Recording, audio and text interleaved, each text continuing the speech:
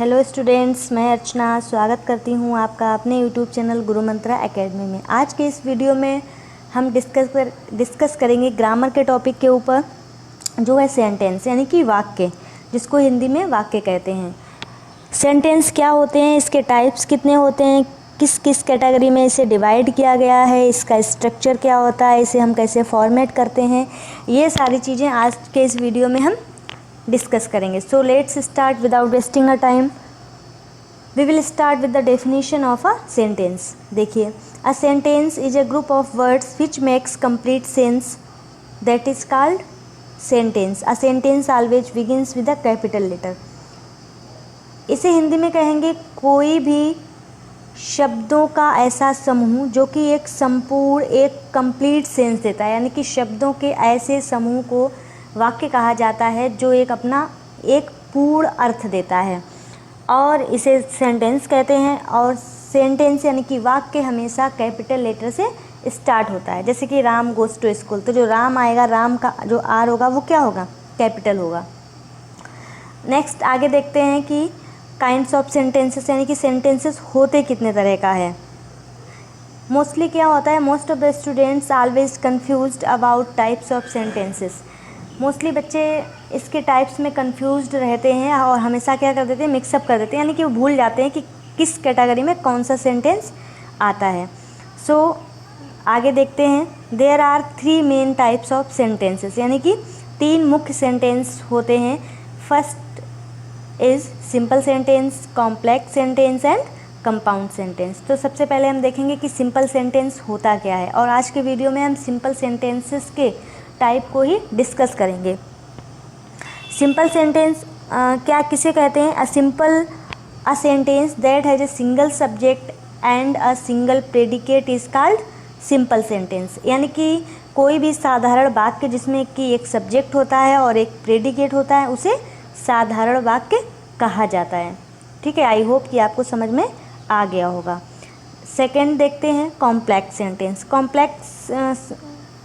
Complex sentence क्या होता है, यानी कि मिश्रित वाक्य। A complex sentence that has one main clause and one or more subordinate clauses dependent on the main clause is called a complex sentence. यानी कि एक ऐसा सेंटेंस जिसमें कि एक मेन क्लॉज होती है और एक या फिर एक से ज़्यादा यानी कि 2 भी हो सकती हैं, 3 भी हो सकती हैं, सबऑर्डिनेट क्लॉज होती हैं, तो उसे हम कहते हैं कॉम्प्लेक्स सेंटेंस। और ये जो सबऑर्डिनेट क्लॉज होती है वो हमेशा मेन क्लॉज के ऊपर डिपेंड रहती है, यानी कि जब वो अपना सेंस तभी देगी जब मेन क्लॉज होगा उसमें। लास्ट है कंपाउंड सेंटेंस। अब कंपाउंड सेंटेंस क्या होता है, अ कंपाउंड सेंटेंस हैज़ 2 और मोर फाइनाइट वर्ब्स एंड देयरफॉर 2 और मोर क्लॉजेज। यानी कि एक कंपाउंड सेंटेंस में 2 या 2 से अधिक फाइनाइट वर्ब होती हैं और 2 या 2 से अधिक क्लॉज होते हैं। ठीक है, और ये दोनों ही जो क्लॉज होंगे, इट मीन्स जो उपवाक्य होंगे वो इंडिपेंडेंट होंगे, यानी कि कोई भी एक दूसरे के ऊपर निर्भर नहीं करेगा। अगर अकेला भी आ जाएगा तो वो अपना जो सेंस है वो कंप्लीट करेगा। जैसे कि एग्जाम्पल के तौर पे देख लेते हैं, my friend came and then we went for a walk. मेरा फ्रेंड आया, ठीक है, उसके बाद हम कहाँ गए, वॉक पे गए, यानी कि we went for a walk, तो ये भी अपने में कंप्लीट है, और माई फ्रेंड केम ये भी अपने में कंप्लीट सेंटेंस है। अब आज के वीडियो में हम पहले देखेंगे सिंपल सेंटेंसेस को कितने टाइप में डिवाइड किया गया है, कितने काइंड्स में बांटा गया है। तो इसे देखते हैं। There are 5 types of simple sentences, यानी कि सिंपल साधारण वाक्यों को 5 कैटेगरी में डिवाइड किया गया है। तो पहला है असर्टिव सेंटेंस। असर्टिव सेंटेंस जो असर्टिव सेंटेंस होता है उसे क्या कहते हैं, अफर्मेटिव सेंटेंस में डिवाइड हो जाता है, नेगेटिव सेंटेंस में डिवाइड हो जाता है। जो असर्टिव सेंटेंस है वो 2 कैटेगरी में जाता है, अफर्मेटिव एंड नेगेटिव। अब देखिए असर्टिव सेंटेंस क्या होता है। असर्टिव सेंटेंस को डिक्लेरेटिव सेंटेंस भी कहा जाता है। जैसे कि a sentence that makes a statement is called an assertive sentence, यानी कि कोई भी ऐसा सेंटेंस जो कि एक स्टेटमेंट देता है, एक कथन की तरह डिपिक्ट किया जाता है, रखा जाता है, उसे असर्टिव सेंटेंस कहते हैं। इस असर्टिव सेंटेंस को ही क्या कहते हैं, डिक्लेरेटिव सेंटेंस भी कहते हैं। और ये जो स्टेटमेंट होगा दैट कैन बी अफर्मेटिव और नेगेटिव, यानी कि नेगेटिव भी हो सकता है एंड अफर्मेटिव भी हो सकता है। इट मीन्स जो असर्टिव सेंटेंस है वो दो कैटेगरी में आगे चल के डिवाइड हो जाएगा, अफर्मेटिव एंड नेगेटिव। आगे देखते हैं सेकेंड नंबर जो इसका है वो है इंटेरोगेटिव सेंटेंस। अब इंटेरोगेटिव सेंटेंसेस क्या होते हैं, कोई भी ऐसा वाक्य जो कि प्रश्नवाचक शब्द से स्टार्ट होता है।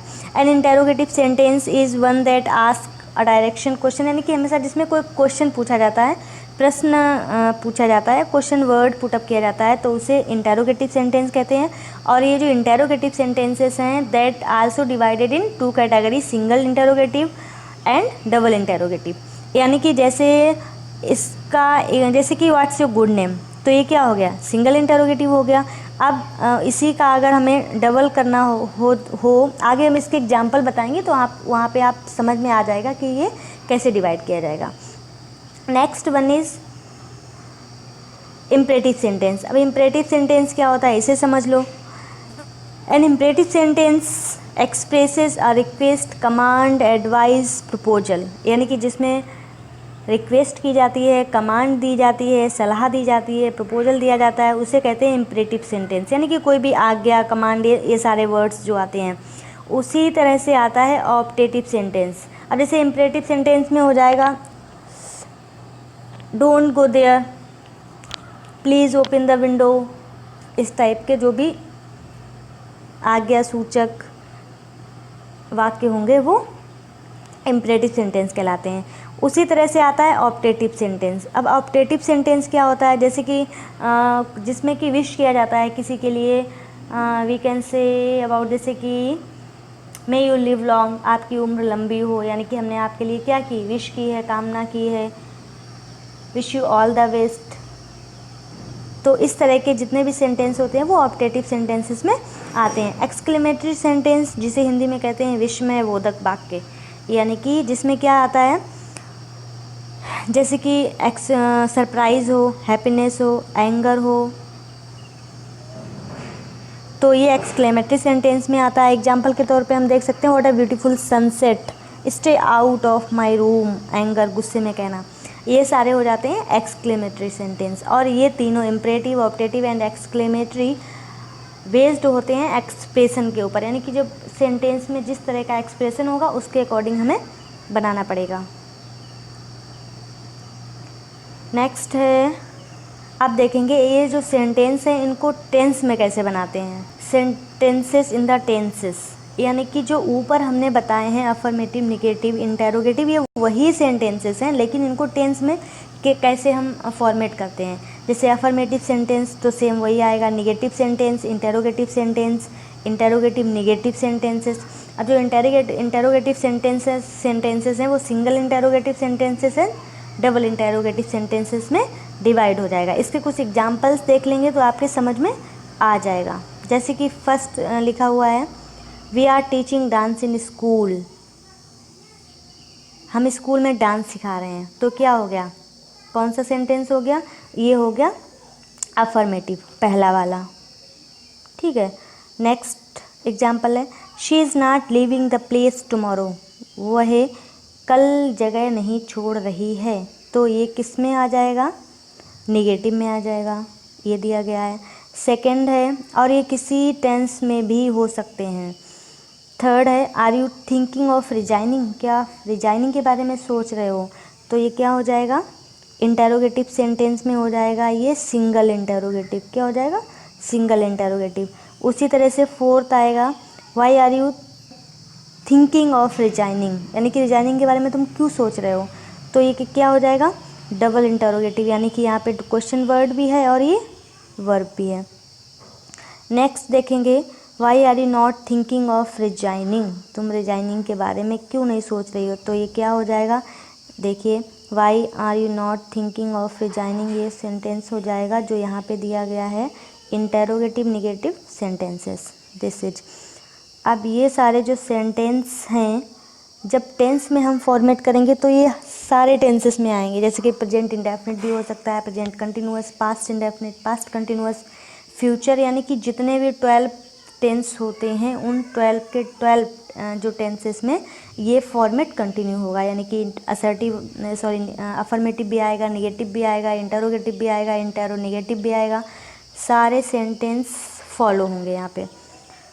आई थिंक आपको ये समझ में आ गए होंगे। अगर समझ में ना आए तो कमेंट बॉक्स में बताइएगा। Thank you so much.